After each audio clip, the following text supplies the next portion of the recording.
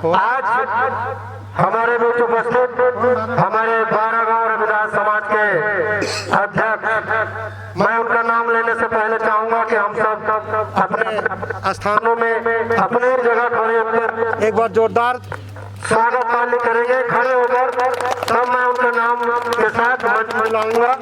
एक बार समाज में बाबा साहब के जयकारे लगाते हुए जय जय जय जय जय भीम, जय भीम, जय भीम, जय जय जय जय जय भीम, जय भीम, जय भीम। बहुत बहुत धन्यवाद। मैं अपने बड़े भाई हमारे रविदास समाज मंच के अध्यक्ष श्री रामचंद्र रवि चाहूंगा कि लोगों को अपने बातों से रोक और अपनी बातों से संबोधित करें। धन्यवाद।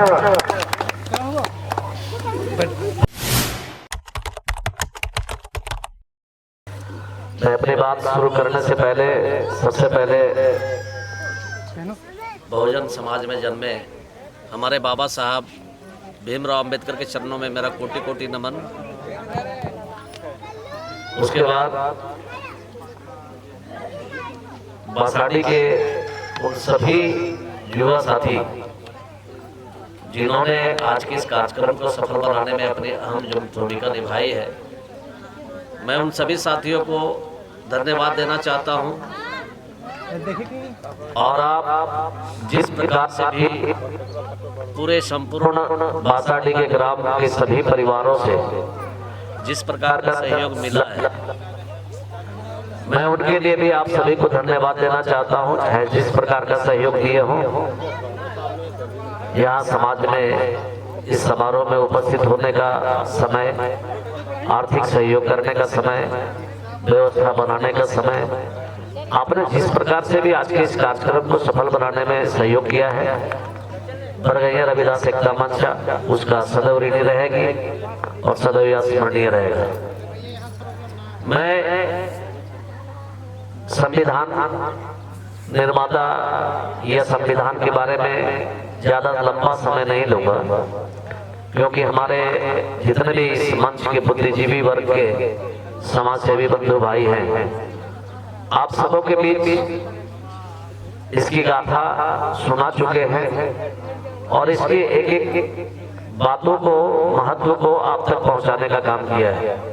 मैं उन सभी वक्ताओं को भी अपनी ओर से धन्यवाद देना चाहता हूं जिन्होंने आज अपने ज्ञान को आप सबों के बीच में, हम सबों के बीच में बांटने का काम किया है। और यही आवश्यकता है हमारे समाज के लिए। मेरे पास, आपके पास, सबके पास ज्ञानवर्धक बहुत सारी किताबें होंगी, और अगर किताबें नहीं तो अभी के जमाने में एक सबसे महत्वपूर्ण चीज है, और वो मेरा ऐसा मानना है कि प्रत्येक घर में ही नहीं बल्कि परिवार के 2-2, 4-4 लोगों के पास ये मोबाइल हो। मानते इस बात को? कितने लोगों के पास मोबाइल है? हाथ खड़ा करेंगे।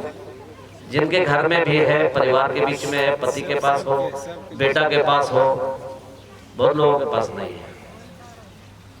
कितने लोगों के पास नहीं है? हाथ खड़ा करिए, हम लोग कोशिश करेंगे आप तक पहुंचाने। शर्माने की बात नहीं है, मैं इसका कुछ बात बताने जा रहा हूं। सच्चाई यही है कि हम लोग आज तक बहुत सारी कथाएं सुनी हैं, चाहे वो रामायण की हो, महाभारत की हो, या जितने भी धर्म ग्रंथों की कथा हो, हम सब ने जरूर सुना है बैठ करके, रात रात भर, दिन दिन भर, 24 घंटा उपवास भी किए हैं। चाहे कारण जो भी रहा हो, हमारी मनोकामना पूर्ण करने के लिए, हमारे बच्चे स्वस्थ रहे, हमारे बच्चे अच्छे पढ़ लिख करके अच्छे पदों पे चले जाए, इस प्रकार की कई मन्नतों के साथ आज हम लोग अपने जीवन को आप लोग जी रहे हैं। खास करके बूढ़ी माता लोग जो खास करके माँ बनी है, उनकी ये चिंताएं हमेशा सताती है कि हमारा बच्चा कैसा हो, हमारा भी बच्चा समाज में आगे कैसे बढ़े। और जो शादी करके आती है वो अपनी पति की चिंता करते हैं, और एक पिता होता है जो सबकी चिंता करता है, माता पिता पत्नी बच्चा सबका। सही है तो ताली बजाइए, और गलत है तो जवाब दीजिए। मैं एकदम सात्विक बात और पारिवारिक बात और सामाजिक बात बताना चाहता हूँ। क्योंकि ज्ञानवर्धक बातें आप सबके बीच में बढ़ चुकी है, तो ज़्यादा समय हम लेंगे नहीं। सबसे पहले तो आप सब कितने लोग इस बरगैया रविदास एकता मंच के बारे में जानते थे? कितने लोग जानते थे? हाथ खड़ा करेंगे। जो लोग इस के बारे में जानते हैं कि बरगैया में एक संगठन बना हुआ है, सब लोग जान रहे हैं, बहुत लोग नहीं जान रहे हैं। चलिए आज आप लोग को पता चला, इसके लिए एक बार अपने लिए जोरदार ताली बजाइए।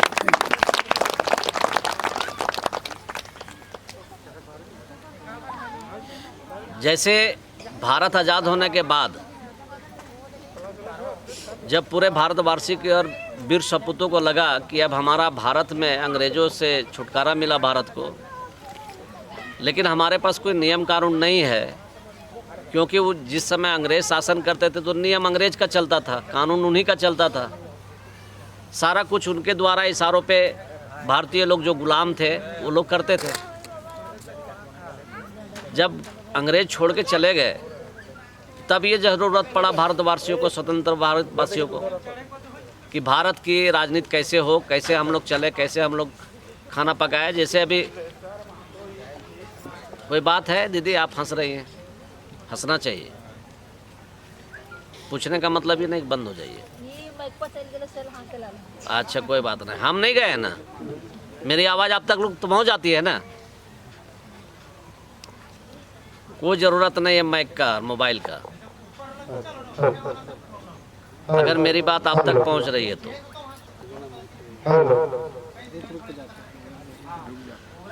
मेरा कहना है कि जब नियम कानून आप अपने घर में, जब भारत देश को चलाने की बारी आई तो सभी महापुरुषों ने मिलकर के नियम कानून बनाने का संकल्प लिया। उसमें आज हम लोग गौरवान्वित इसलिए महसूस करते हैं क्योंकि बाबा साहब अम्बेडकर चमार जाति से थे, एक चमार का औलाद था, और वो दलित समाज के नाम से जाने जाते थे पूरे भारतवर्ष में। और वो बागडोर नियम बनाने का बाबा साहब को दिया गया। पहले 21 सदस्य थे, बाद में 7 सदस्य हुए, बाद में बाबा साहब अकेले पड़ गए। हमारे संचालक महोदय राजेश जी ने कहा कि बाबा साहब रात रात भर जगते थे, इसलिए क्योंकि पूरे भारतवासियों से रात रात भर आराम से सो रहा था, और उसको जीवन भर वो आराम से सोए रहे, उसके लिए वो 2 साल 11 महीना 18 दिन जग के संविधान का निर्माण किए। आप अपने घर में भी अपना नियम जरूर बनाए होंगे। घर चलाने के लिए नियम बनाती है ना माता बहन, है ना कुछ नियम? बाजार कौन जाएगा, सब्जी कौन लाएगा, बर्तन कौन धोएगी, खाना कौन बनाएगा, खाना कौन परोसेगी, बच्चों को विद्यालय कौन भेजेगा, है या नहीं है? सबके यहाँ कुछ ना कुछ अपना एक नियम है जिससे आपका परिवार खुशहाल रह सके। फिर भी हम लोग अपने घर के नियम में कभी कभी संशोधन कर लेते हैं। जब मेहमान आ जाए, जब कोई अतिथि आ जाए तो पकवान बदल जाता है, घर का रहन सहन बदल जाता है, पहनावा ओढ़ावा बदल जाता है। बदलता है या नहीं बदलता है? क्योंकि सामने वाला कोई आने वाला है, और वो इसलिए भी कि हम लोग का जीवन में सामने वाले के पास दिखने के लिए थोड़ा बेहतर होने का प्रयास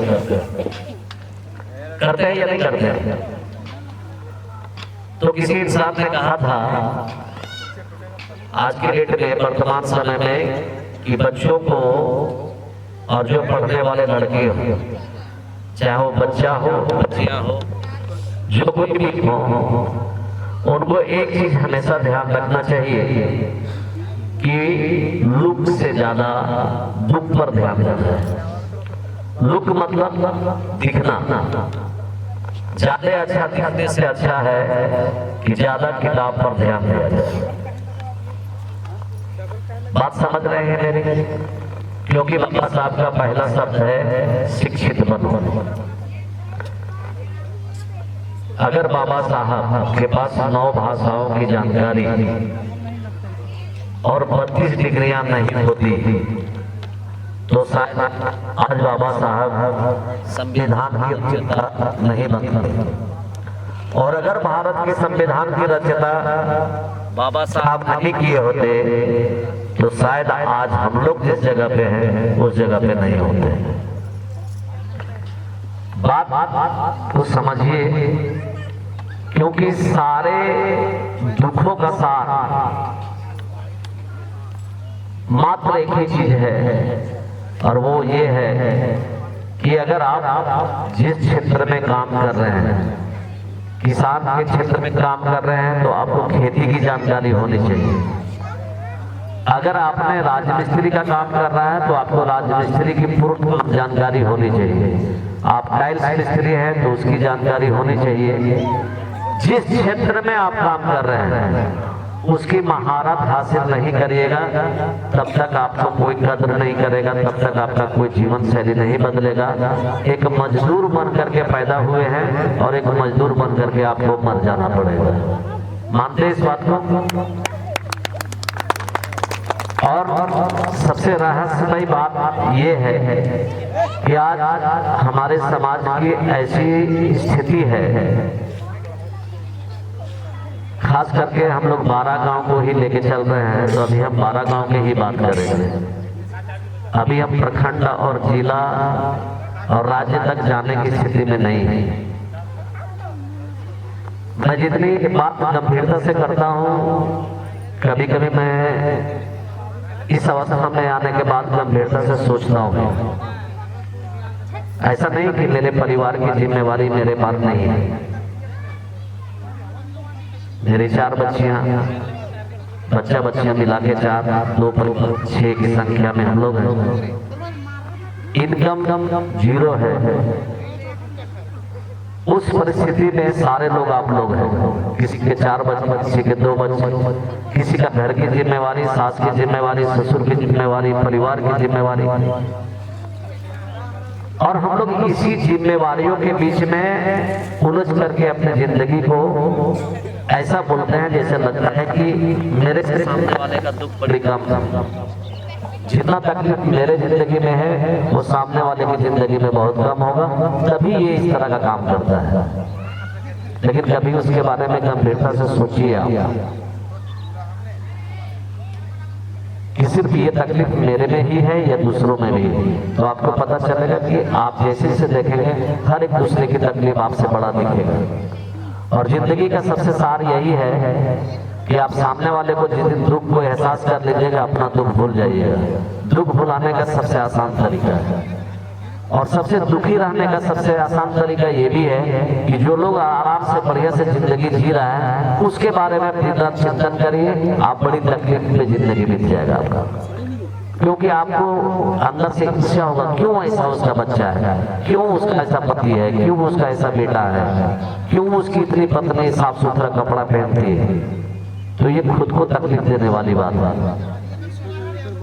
ये सब बातें कहने के पीछे मेरा उद्देश्य सिर्फ एक ही है